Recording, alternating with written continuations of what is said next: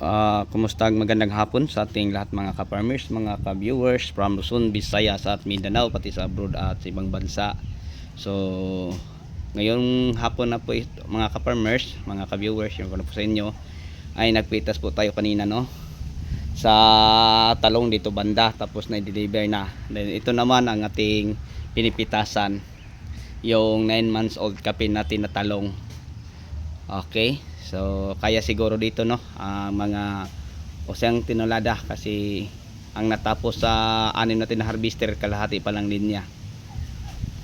So yun na po ang ating napipitas.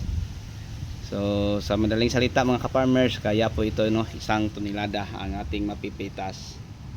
Yan, kahit sobrang init mga ka-farmers, nanatili pa rin maganda ang ating mga harvest na talong. Yan. So ako po ang nag-classify. Yan. Hindi ko pa na-classify. So yung medyo gas-gas dahil sa malakas palagi rito ang hangin. Tingnan nyo. So maraming gas-gas. Yan po. Yun po ang ating semi. Pero yung mga matuwid kagaya nito, yun po ang ating class A.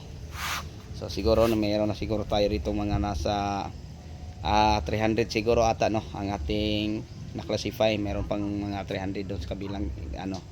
Tapos yung mga nakalagay sa crate, yun po ang ating semi. Kasi gas-gas po, walang butas to mga ka-farmers, pero gas-gas, no. Dahil sobrang lakas ng hangin rito. So dito banda mga ka-farmers ang ating pinipitasan. So kanina nakakuha tayo doon, no, 700 kilos sa ating 2001 kapuno. So sa susunod siguro mga 1 tonelada na kasi maraming bunga yan. At ito naman yung isang area natin ay hindi siguro to bababa. Kasi 6 sila, 14 lang na linya. Hindi pa na ano, yung na ano nila, nasa ano pa lang. Wala pa siguro sa kalahati. O kalahati, ganyan din.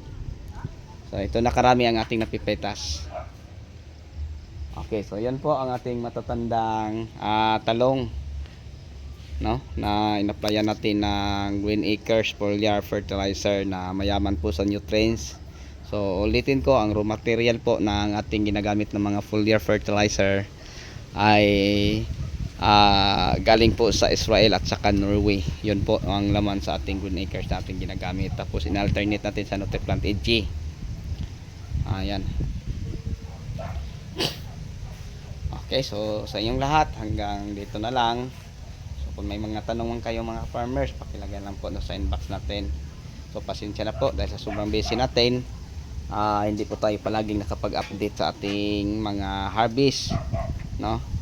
So yun lang mga ka-farmers ang may share ko sa inyo dahil sobrang busy. Okay, so sa inyong lahat, hanggang dito na lang. Maraming salamat po. Bye bye.